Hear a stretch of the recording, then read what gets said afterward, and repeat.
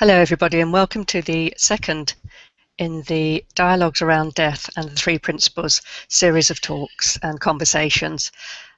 My name is Gillian Fox. I'm a certified Three Principles trainer and coach. I'm also a certified clarity coach, and I have my own company, Moving Beyond Bereavement. Today I've got with me a lovely lady, Tammy Furey, who's going to join us in a moment. And Tammy is a very experienced Three Principles facilitator and trainer and coach. And she's also a parent, a writer, a blogger, and a speaker. And Tammy works with parents who know there's something more to parenting, who know that it doesn't have to be an experience full of stress and shouting, who know that it can be experienced and they can watch their children grow without shouting, without stressing all the time. And sometimes parents find that difficult to get to that space, so that's where Tammy comes in and helps them. And she helps them discover authentic, joyful family life. Today we're actually going to be talking about probably the last taboo. We're going to be talking about the death of a child, and that's something Tammy's going to be talking about from her personal experience.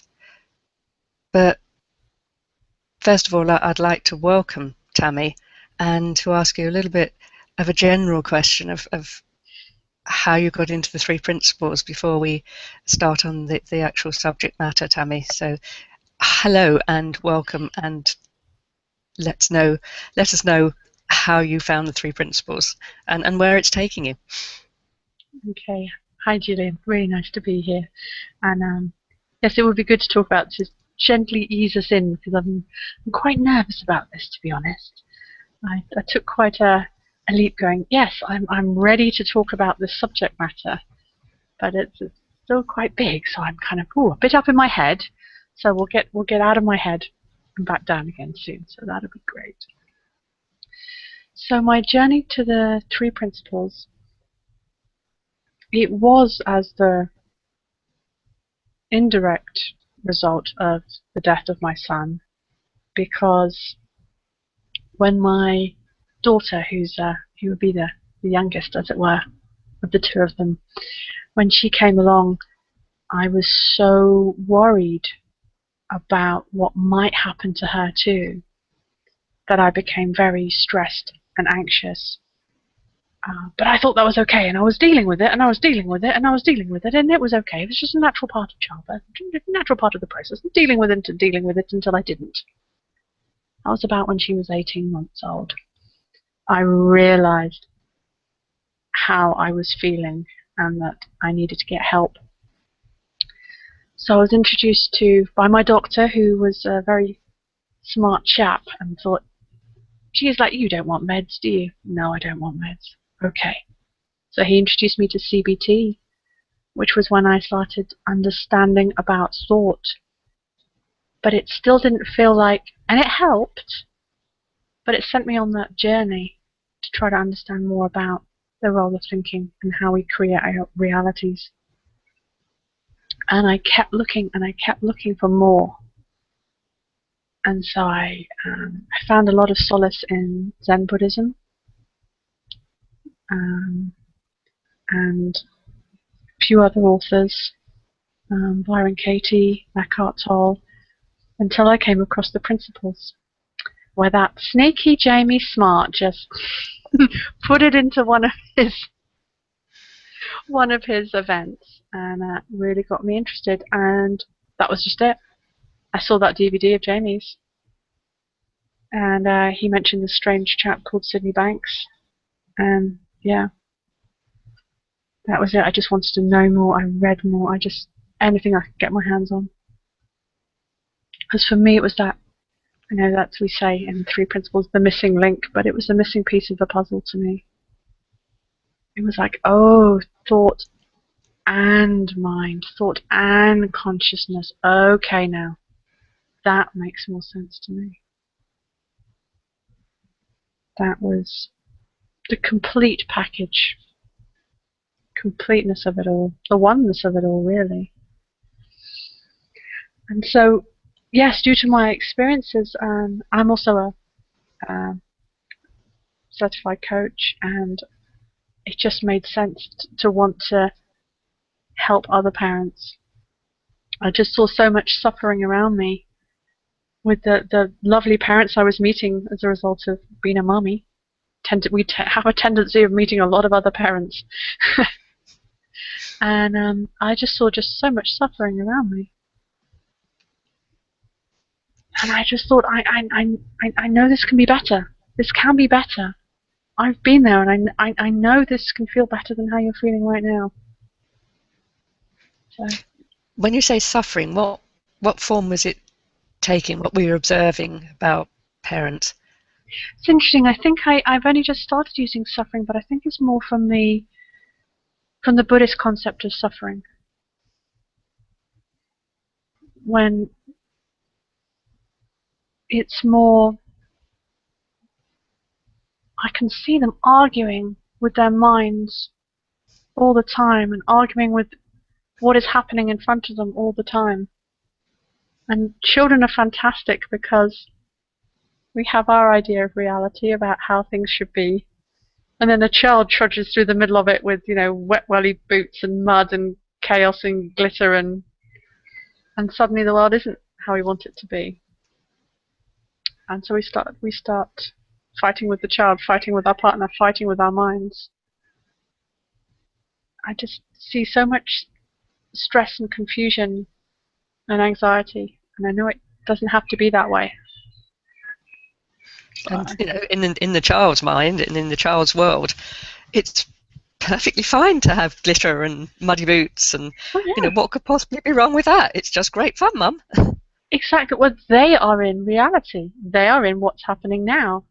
It's only us who go, it shouldn't be that way. They're just like, well, yeah, I walk through mud, so there's mud. Yeah, the mud's on your floor. And we're like, no, the floor should be clean. And the child's like, but the floor's muddy. Well, why is there upset? It's wonderful. They've got a better grip on reality than we have.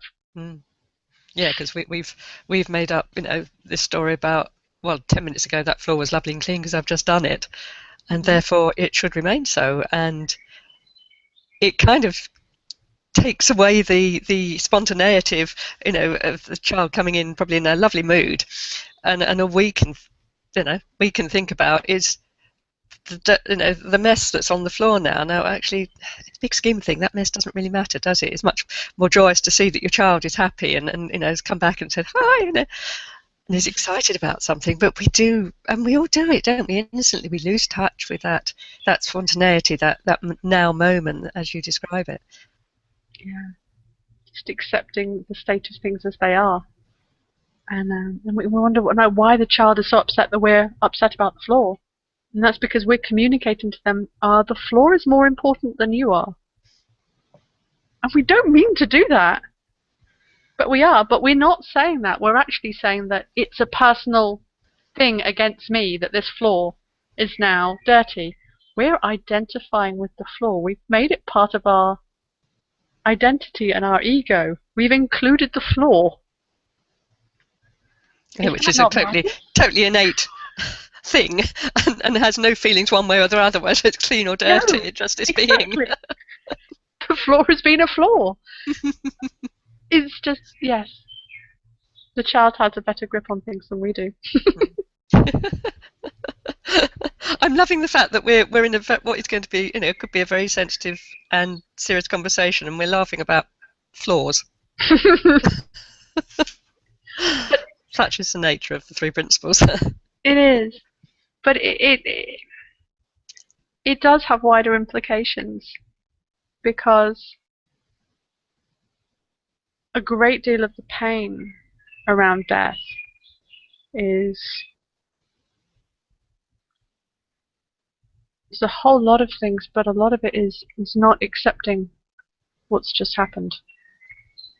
Fighting death as if we can fight death. Yes, as if we have the power to change it. Yeah. By our minds going over incidents, by our minds going over it, somehow our minds can turn back time, can change the past, can as if we believe we're magicians. And sometimes our mind will tell us this. If we think it through, we'll find out the why. We'll like, no, you won't. No, you won't. Death is death. Death is a flaw. It yes, is. it's neither clean nor dirty. It's just Good nor bad. Yeah. Well, yeah. Yeah. But we hurt ourselves so much when we're constantly going into that place of unacceptance and saying, that it shouldn't be like this. I was talking the other day with Deborah Banner about this as well. We fight it so much. It shouldn't have happened. It's not fair. Why them? Why this? Why then? Why now? Why my child? And all those questions. Yeah. I remember my mother or father-in-law, I can't remember which. And it's interesting, actually. My brain is a little Swiss cheesed about some of the events back then because it's kind of tried to shut down to protect me. I remember them saying, like, "Oh, I see all these snotty-nosed brats in town," and then I think about how lovely and beautiful your baby was, and say, well, why not them? Why not them? Why this lovely, beautiful child?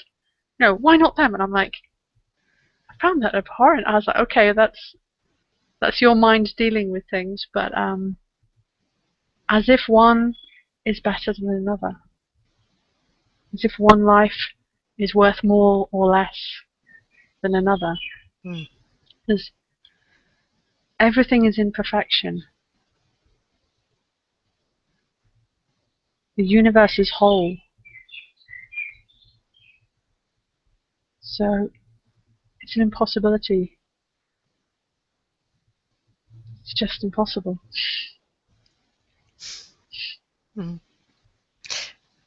Would you like to talk a little about what actually happened?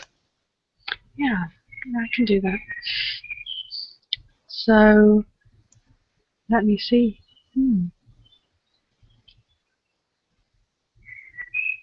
I see my mind plays it. I try to think of dates, and it kind of slips around in that. It's quite interesting.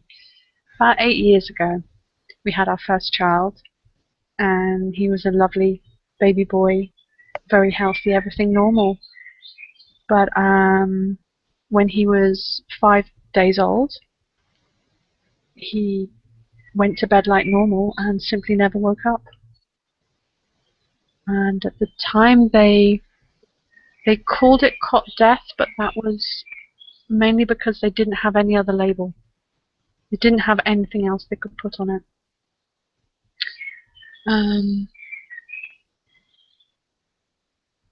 Yeah, I woke up in the middle of the night, and I did think it was curious I hadn't been woken for a feed yet. And then I suddenly had this feeling. That's when I found him, and we tried to resuscitate him, but nothing worked.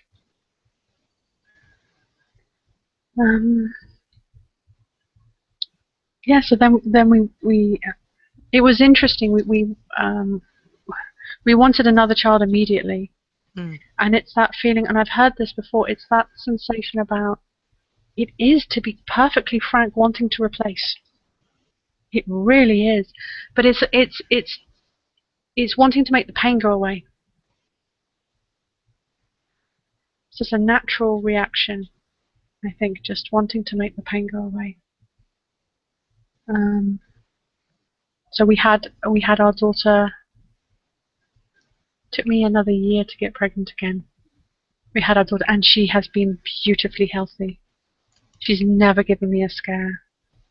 But my mind scared me permanently. She never scared me, but I was scaring myself every single night. We were lucky, and we were part of a medical scheme that had her hooked up to a breathing monitor for the first year, because it can run through your children. There have been cases So they're aware of that now. And I don't know if I could have slept without that. Given how my mind was, without that monitor, how would I have gone to sleep at night? Now that's interesting you say that, because what popped into my mind immediately was, how could you possibly sleep if you're waiting to hear every breath? Yeah. So that's very interesting that that gave you a peacefulness to be able to actually sleep, because you knew it. I guess it would wake you up if there was It's a even problem. more than that. They build in, there's a click for every breath. I see. And you can turn it up or down accordingly, how much volume the parents require or not. So it's not just the alarm, you can hear the click.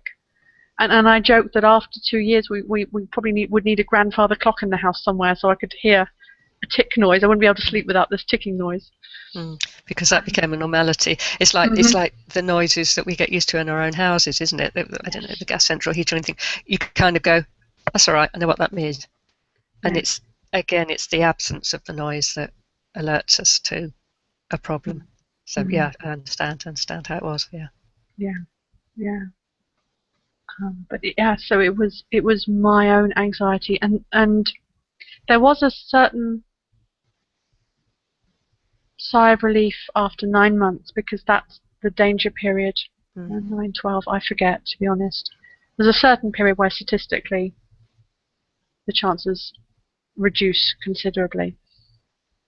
And there was a sigh of relief, but then it moved on to other things.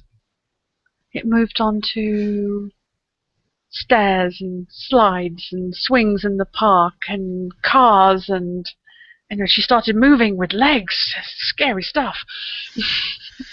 But it was everything, and it became that I was beating myself up about the smallest thing. I started an inner dialogue of bad mummy, must do the best by her. Bad mummy, you've forgotten the nappy cream. Bad mummy, you've forgotten this in the nappy bag. How could you be so stupid? Her shopping for ages on eBay to get the perfect pair of trousers. Just trying to make everything okay, trying to make it right, trying to make it the best. That was just a symptom of my thinking. Was that hard work? Incredibly. I was exhausted. I was absolutely... It's another reason I went to the doctor. I was absolutely exhausted. And it was a friend who pointed out to me.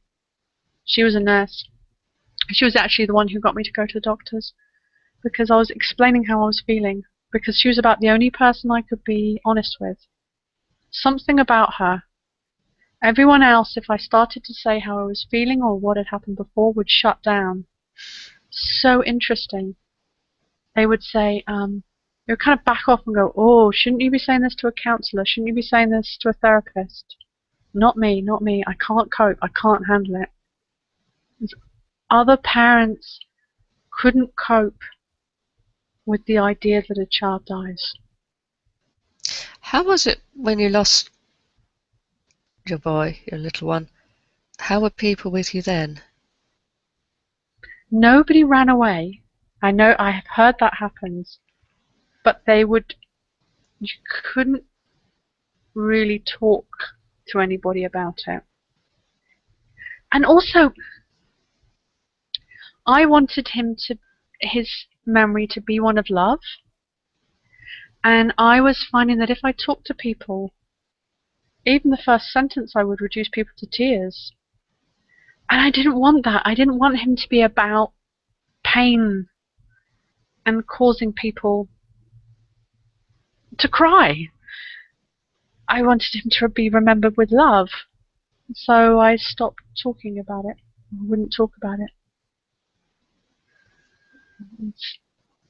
Nobody ran away, but they were quite cautious around me. And I also, when I had my daughter, I was quite quiet about it, simply because I didn't want to scare the other mothers. So with a new baby, you have a lot more mummy friends. You kind of get introduced to different circles and different activities, and I didn't want them to get scared. So Yes, isn't it interesting how from your point of view and from the people you were interacting with, how much thought was playing out, with you not wanting to scare them, and when your little boy died, with them identifying with what had happened to you and becoming upset, and all that's coming from thought. Well, we were talking before we went on air about the difference, how people react to the death of somebody older and the death of a child. Our thinking can help us process the death of somebody older. Just go, oh, it was their time and had a good life, all that type of thing. And but people's thinking when it comes to children, it's completely different. It's the same state, it's the same condition, it's death, but there's so much more thinking. It's a whole different state that gets entered into, but it is the same thing. Yes, there's so, we're going to come back to that word acceptance again, aren't we? It's, as you say, it's much easier to justify the death of an old person, perhaps. Makes sense of, I think, youngster. Humans like we like our stories. Like our stories of society, our mythology, or how we've set up society. Certain things are right, certain things are wrong, and we like to make sense of things. We can kind of make sense of an old person dying because we've been brought up to believe that's what old people do. You get old and you die, okay. But that's like there's an acceptance there. The story makes sense. When we run into a lot of trouble, I think, as humans, is when the story doesn't make sense anymore. Yes, and it challenges our idealized perception of how life should be. Yeah, and that it doesn't include a little one dying. No, it doesn't. No, you have this, we get married and have children and blah blah blah, and death is not in there. My best friend from school got married a year before me or after me, I can't remember. One of us beat the other one to the altar. But her husband died in the first year of marriage in a car accident. And that was very hard to accept. I found that very hard to accept. I was quite young at the time. Because that's not how it was meant to be. That's not what happens in Cinderella. She meets the prince and gets married, and they grow old together, they have children, and it's the same thing. We have this story about how it's meant to be and how the universe is meant to be. But that's because we don't understand how things really are. And we try to apply our logic to the universe, which is hilarious, really.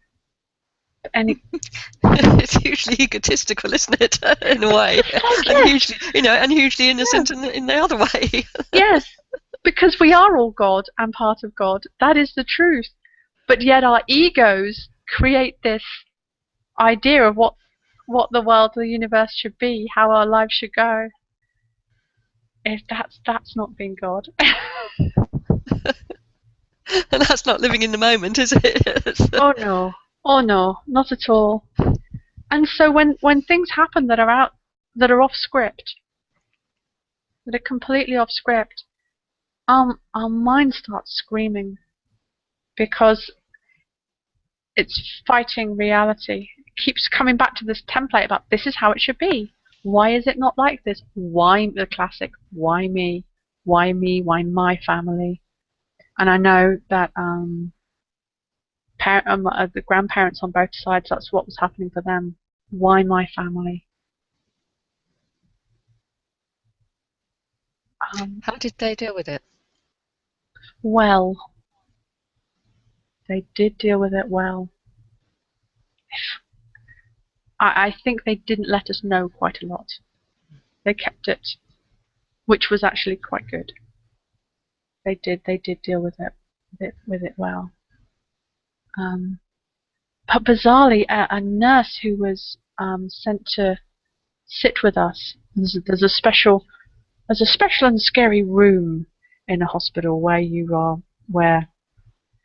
separated off from the rest, with a big, very large box of tissues and somebody to watch you to make sure you don't do anything silly. And that's where they deliver the news and that type of thing. So she must have been in there with us for probably about 2 hours. Would you believe, with the death of a child, we had to stay in the hospital because the police were searching our house.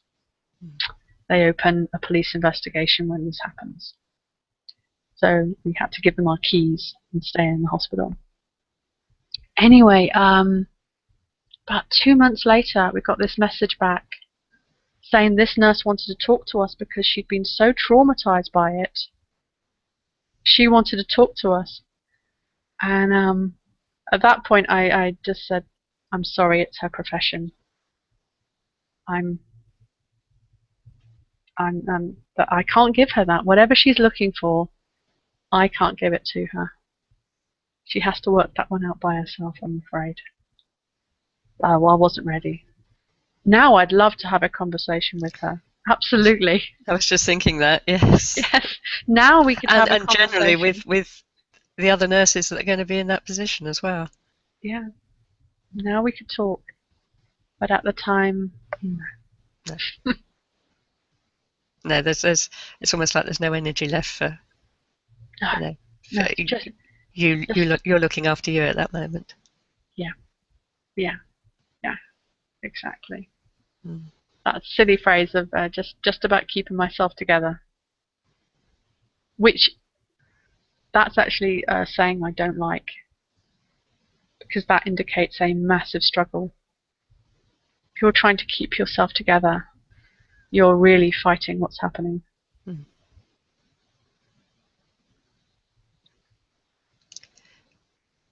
And that's part of the acceptance again, is not to fight.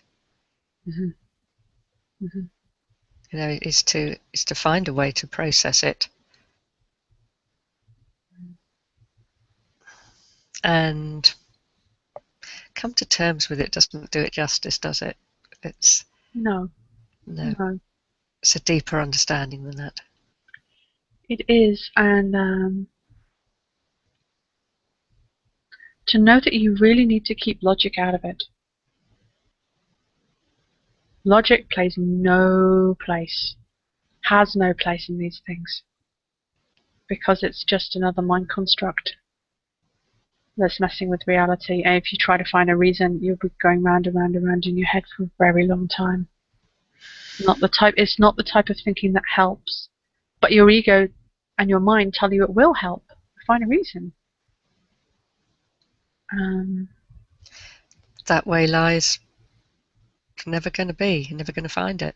And there is no reason. Yeah, there isn't. I mean, there may be a medical reason, yes, but there is no in the wider. Couldn't even find that. Yeah. But this also applies to things like the death of a relationship. I have a friend who had just been dumped on her ass, quite spectacularly, and was up all night like, why, trying to replay things, just as I was replaying things like, what happened, and they were asking like, what happened the day before, what did you give him? Nothing. What were the signs? None. But you still replay and replay. Yes. And you know, in her relationship, she was replaying every single moment, trying to find the why. Like, you're just going to hurt yourself, honey. Mm-hmm. There's no need to replay. You're not going to learn anything, you know. Unless it's a traffic accident and you're trying to remember if it was a red car or green car that ran the light. And that's just to give information for human laws. There is, yeah, that way lies pain. I just love what you were just talking about there, because that so well encompasses the understanding, the three principle understanding about, put your intellect to one side almost. You're not going to get it through your intellect, because your intellect is always trying to do exactly what we've just been talking about. It's trying to find why, why does, and it has to, because that's what it's there for. Yeah, it's trying to be helpful. But also I think there could be a misunderstanding with the principles that you'll find the answer through wisdom. What's wisdom? What does wisdom look like? Exactly. You're still looking for an answer. You're still looking for a story that makes sense. And with our limited brains, you're looking for something that doesn't exist. Yeah. Because you're looking for a reason why something was bad, why something was out of place, why something was broken. So you've given it a label, which is bad, broken. Yeah, and you're exactly. looking for a reason for it, and actually it has no label. Yeah, and you're assuming, you're making that thought concept that it is bad. That is really hard. I would never say that. I can only say that about what happened for me. I could never say that to somebody else, because that's very controversial, especially with the death of a child, because we automatically label it bad.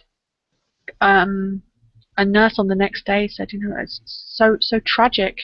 And I kind of drew back, because I'm like, tragic that doesn't ring true to me. That sounds something horrible and icky. And you're saying that about my son, who is just this embodiment of love and gorgeousness. It just didn't feel right. But I had no knowledge of the principles then, or any of the things I do now. But tragic is a huge, huge label with a huge story behind it, and I didn't want to go there with that. Yeah, it's interesting that you felt that so deeply, and you recognised it before you knew about this understanding, but there was something there that's going, I don't want to accept this label. Yeah. That's not the label I want for my beautiful son. Yeah, I literally recoiled. And I found that interesting, but yeah, it was a story I didn't want.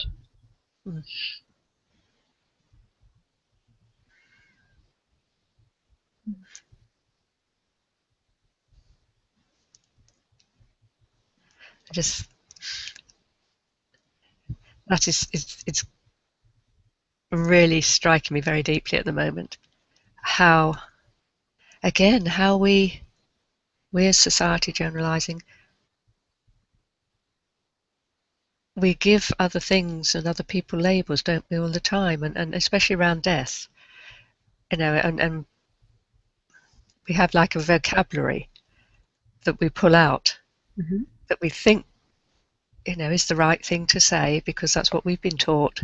That's what somebody around us said when the first relative died, and you kind of pick it up and you think, oh, I'll store that, because that's a good word to use, that seems to be helpful. We have our platitudes that we come out with. Sorry. Oh, yeah, go on. No, you wouldn't believe one of the ones I was given. So I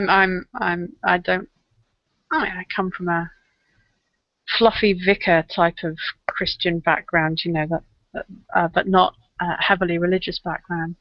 And another nurse to me said, "Oh, Jesus loved him so much that he wanted him back at his feet."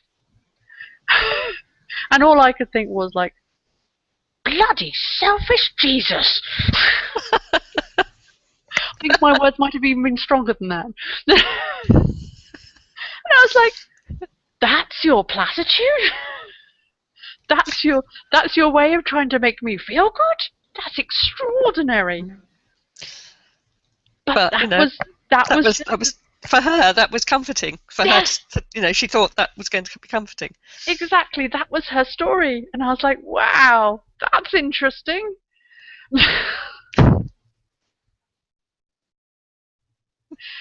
Yeah, no, not my thing.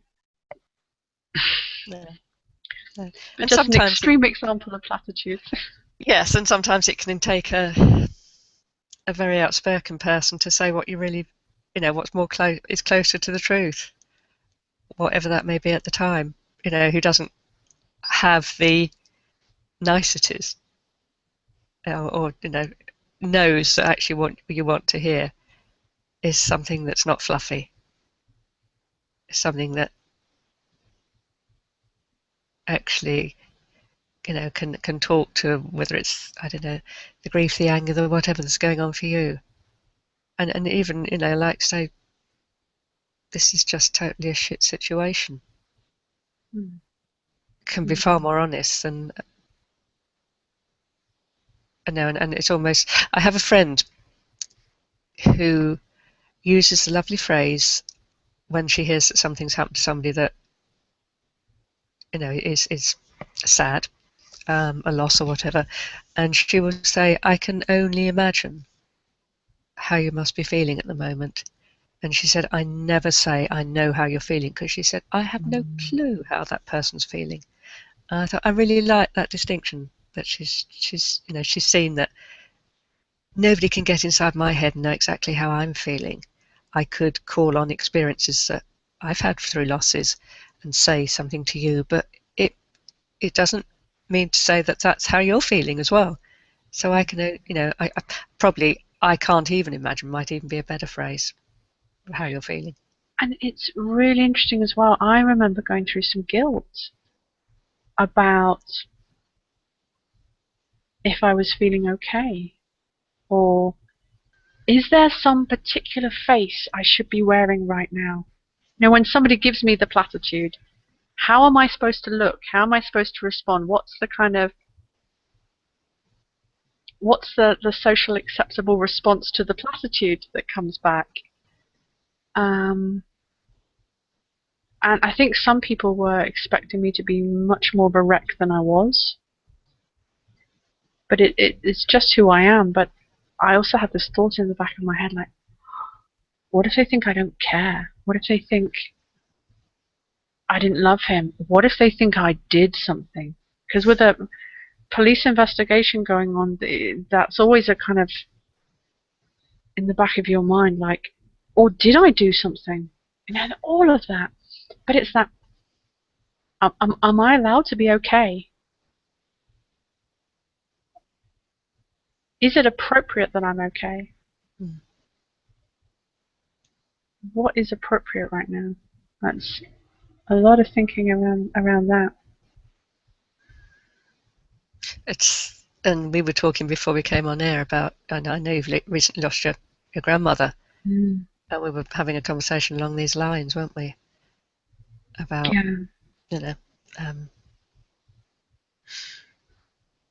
it's almost like, again, you would to say you were at peace with her passing be the right sort of thing to say? Yeah. And but having to be very respectful, being very, not really mentioning that fact to my family, because they know that I loved her deeply, and I had to blow off the end of the Three Principles conference because she actually had her stroke in the middle of the Three Principles conference. I remember saying goodbye to you, Yeah, I jumped in a taxi and got down to Somerset. But I am okay with her passing. But I keep that quite quiet, because that's my reality. We create our own personal realities through our thinking, through the power of consciousness and our connection to mind. So that's what's happening for me. This is not a teaching moment. This is not a way to help. People don't really want to be helped at these early stages. They want to be in their stuff and experience that, and also forgiving them when they go off and do really bizarre things and say really bizarre things and get themselves into tiswazzes about really bizarre things. You know them in their thinking. Pointing that out will probably get you a slap round the head. Not going to be helpful, is it? Not going to be helpful. No, it's just your thinking at that point in time is really not helpful. Really not helpful. So I've just been very quiet and allowed other people to offload, but haven't said really how I feel about it, because I don't think it would be that helpful. But that's what's happening for me in my reality. They're at the moment in an entirely different reality.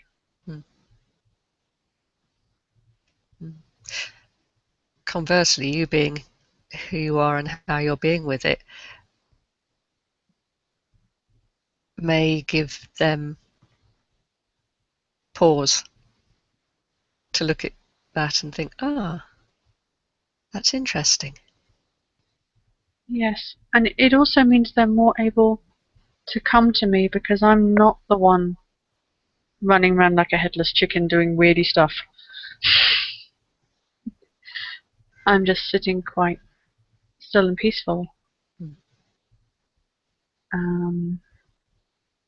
Maybe they think it's because I've been through what I've been through, that I'm just more stable around death. They could be thinking that. And that is somewhat true. But it's also because of, what I do, who I am, the 3 principles. Yes, it's always there, always underlying everything in our life, everybody's life. I got caught up for a little while. I did, because circumstances being as they were, I couldn't go to the funeral. I really couldn't. I spent, a day or two in my head on the computer looking at every flight availability plan. I think I came up with one that went via Belgium for £2,500.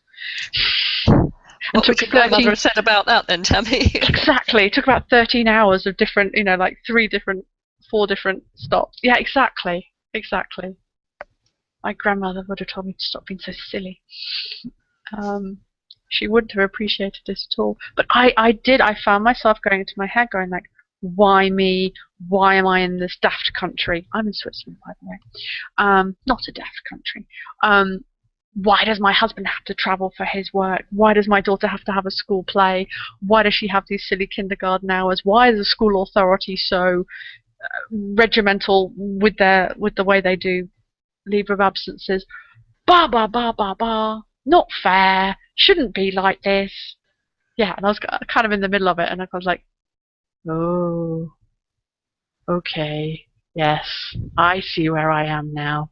Not helpful.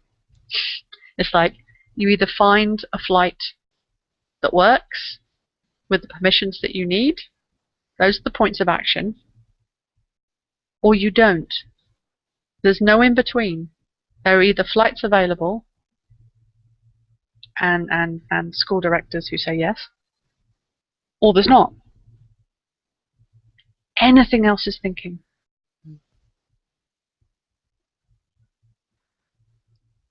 So they were not. They were not available. It was not physically possible. No, you do your best, and as Exactly. you say, you make sure if the the 2 things align, there'll be a flight, there'll be a way. Yeah. But when you explore the fact and you find out, well, actually there isn't, then really there's no point. Yeah, but then you go like, making a drama out of it. But yeah. we do, don't we? We have some fun with it. We do. And we can get into the thinking that sort of like, if it's meant to be, again, we make a story about it. These things should align, fall back and trust. Trust that it will happen, trust that the flights will manifest, that type of thing is yet another story. Mm. It doesn't work that way. We're looking for more stories that we press on top of reality. Yes, so we can bend it to our way of how we want it to be.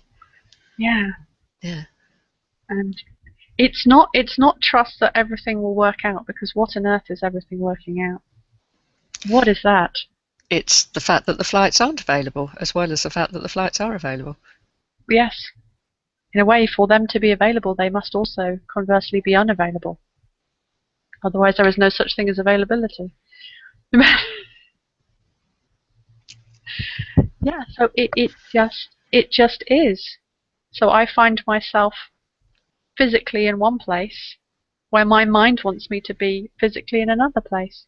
But I can only be in the place that I'm in. Because there is no other place at that moment. No, which is Switzerland. And my granny's funeral was in Somerset, England. But I can only be in the place that I am. Mm. And so any kind of form of mental torture on the day of the funeral was a waste of time. Mm. Far better to take a quiet moment, just sit with your own memories if that's what felt right. Yeah. Lit a candle, found a very nice picture of her smiling, and played the music that she wanted to be played at the funeral, which I'm not entirely sure her last wishes were granted. So I rebelliously played the music she wanted. Good for you.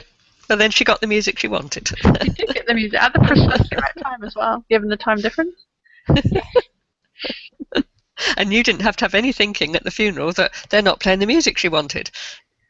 Exactly. Exactly. I was like, oh well. I was literally creating my own reality at that moment. Yep. Music and all.